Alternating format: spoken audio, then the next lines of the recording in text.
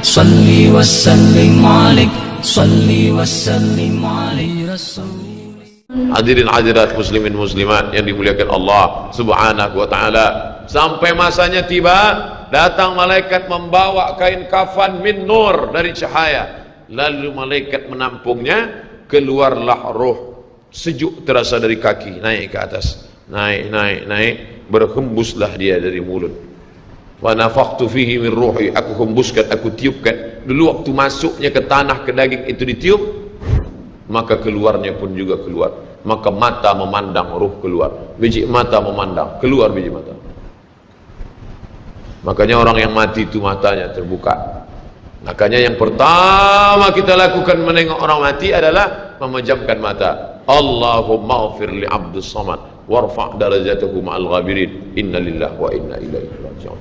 Makanya saya jarang-jarang datang bila ada sebut, Ustaz ada orang meninggal dunia, sudah lama, baru sejam, nanti saya datang. Sebab apa? Saya takut nak pejamkan mata dia. Agak-agak sudah dipejamkan orang, baru saya datang. Saya datang, udah 3 jam, 4 jam, alhamdulillah saya datang. Belum tutup lagi. Iya. Kenapa? Menunggu Ustaz Somad.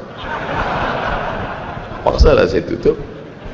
Allahumma firli fulan ibn fulan warfa' darajatahu ma'al ghabirin, inna lillahi wa inna ilaihi. Mana istri yang katanya sayang, kaulah bulan, kaulah bintang, setengah nafasku pergi, buah hati bulayan jiwa. Ketika roh ada dari jasad, memang betul kata dia sayang, tapi manakala roh keluar dari jasad, dia pun takut menengok mata kita. Dia takut menengok kita. Dia takut jam pukul 2 malam, jam 1 tutup balik. Na'udzubillah. Begitulah kalau kematian sudah tiba. Sampai pada akhirnya dia tutup, innalillah wa inna ilaihi raji'un. Selepas itu roh pun keluar, dibawa. Kalau dia baik, roh itu dibawa, dimasukkan ke dalam kain kafan min nur, hadis riwayat Ahmad bin Hanbal. Lalu dibawa oleh malaikat sampai ke pintu langit. Malaikat bertanya, inikah orang yang amalnya selalu dibawa pagi, dibawa petang? Inikah orang yang amalnya selalu dibawa hari Kamis? Inikah amalnya yang selalu dibawa pada bulan nisfu Sya'ban? Ya, inilah orangnya. Kam min masyhurin fil ardi walam yakun ma'rufan fis sama. Bukan hadis. Berapa banyak orang yang namanya masyhur di bumi, tapi malaikat tak mengenal dia. Tapi berapa banyak orang yang tak masyhur di bumi, tapi malaikat mengenal dia. Mengapa? Karena amalnya pagi dan petang dibawa oleh malaikat. Orang ini mana? Belum datang. Orang ini mana? Belum datang. Orang ini mana? Belum datang. Disambut dia, disambut kedatangannya. Masya Allah, tabarakallah. Mudah-mudahan kita termasuk orang yang disambut oleh malaikat karena amal soleh kita. Maka bila saya datang di suatu majlis, malam tadi datang di Shah Alam, orang menyambut ramai. Malam ini datang ke Masjid Muaz bin Jabal, ramai. Esok malam di Terengganu datang, tak tahu entah ramai entah tidak. Ramai. Dalam hati, hai Abdul Somad, apakah malaikat akan menyambut engkau nanti juga dalam keadaan ramai? Kalau engkau ikhlas, iya. Tapi kalau tidak ikhlas, na'udzubillah. Nabi Isra Mi'raj berjumpa dengan orang yang sudah lama mati. Bagaimana rasa kalian mati? Apa kata mereka? Seperti kambing yang dikuliti hidup-hidup, seperti tebasan pedang di tempat yang sama beratus kali, seperti kail mata pancing yang masuk ke dalam kulit yang basah, ditarik, disentapkan sehingga terikut dagingnya sampai keluar. Makanya selalu kita berdoa, Allahumma hawwin alaina fi sakaratil maut, taubatan qabla al maut, taubat sebelum mati, wa rahmatan indal maut, dapat rahmat ketika mati, wa maghfiratan ba'dal maut, mendapatkan ampunan sebelum mati. Allahumma hawwin alaina fi sakaratil maut. Makanya doa selamat itu baca pelan. Baca pelan, renungkan. Ini sekarang banyak orang baca doa selamat cepat-cepat. Maut.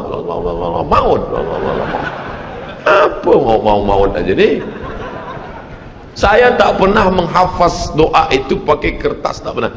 Wa taubatan qablal maut, wa rahmatan indal maut, wa maghfiratan, belum pernah. Kenapa Ustaz boleh hafaz? Sebab dulu dibawa oleh ayah, dibawa oleh bunda, dibawa dalam acara tahlil, dibawa dalam kenduri orang mati, dibawa.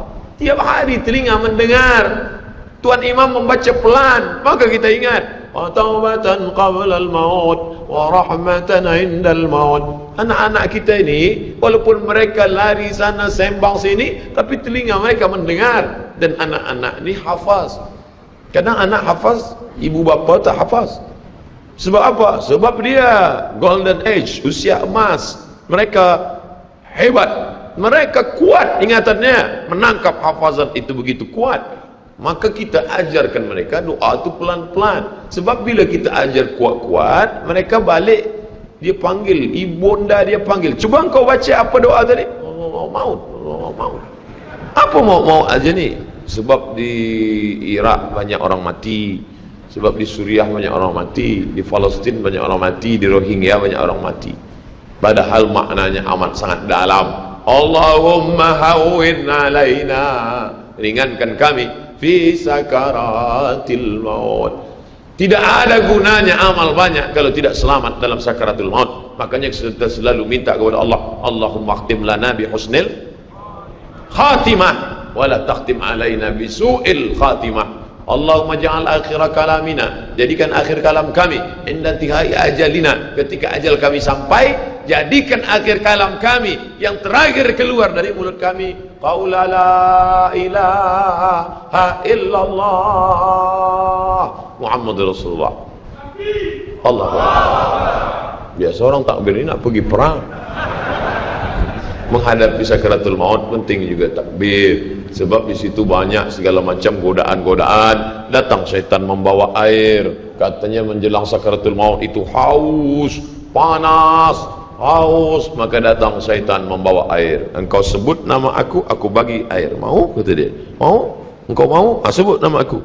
Tapi bila iman kita kuat, maka dia tidak akan mampu untuk menggoda kita. Sampai kapan syaitan tak pernah berputus asa? Sampai bila? La atiyannahum min baini aydihim, aku datang dari hadapan, wa min khalfihim, aku datang dari belakang, wa an aymanihim, aku datang dari kanan, wa an syama'ilihim, aku datang dari kiri.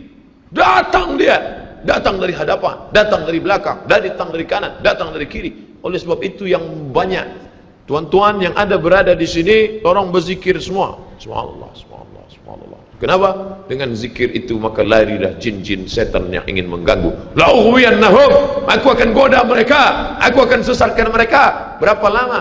Madamat arwahuhum fi ajsadihim, selama ruh ada dalam jasad, aku tak akan pernah berhenti sampai akhir keluar jasadnya dalam keadaan mati, tidak menyebut Allah Subhanahu wa taala. Itulah punca mereka. Makanya kita selalu berzikir. Esok pagi terjaga dari tidur automatically, kerana kita sudah programkan di kepala kita, manakala terbuka, alhamdulillahilladzi ahyana ba'da ma amatana wa ilaihi nusyur. Selapar-laparnya orang beriman, manakala dia tengok makanan, terus saja dia ingat Allah. Allahumma barik lana fi ma razaqtana wa qina azabannar. Tapi ada setengah umat Islam, bila dah kenyang saja baru ingat Allah. Alhamdulillah. Bila tak kenyang tak ada ingat Allah SWT. Na'udzubillah. Oleh sebab itu maka inilah hidup yang singkat ini. Bila pernah kita bersedekah, itulah yang akan menolong. Laula aghartani ila ajalin qarib, kalau engkau beri aku umur panjang ya Allah, apa yang akan kulakukan? Fa as-saddaqa, aku akan bersedekah, wa akum minas salihin, aku ingin beramal saleh. Malam ini tajuknya Masya Allah, ini tazkirah terakhir, ini tazkirah akhir, last, dan tajuknya pun akhir pula. Mudah-mudahan ini tazkirah terakhir, tapi bukan terakhir bagi saya. Andai mati, tidak masalah. Allahumma ja'al hayata ziyadatan li fi kulli khair. Kalau engkau takdirkan aku besok masih hidup ya Allah, jadikan hidupku itu ziyadatan li, sebagai amal tambahan. Kalau mati malam ini, Allahumma ja'alil mauta rahatan lana min kulli syarr. Kalau aku mati, maka kematian ini berhenti berbuat dosa. Orang beriman tak pernah sedih. Kalau dia mati, berhenti buat dosa. Kalau bertambah pahala. Andai Abdul Somad esok pagi masih hidup, bertambah pahala, dia akan tazkirah, dia akan bagi pelajaran. Andai Abdul Somad mati malam ini, alhamdulillah, berhenti melihat dosa. Dosa apa? Masuk airport, dosa. Masuk ke plane pesawat terbang, dosa. Dosa apa? Dosa mata. takkan tak kita tengok. Mata terbuka, takkan kita tutup.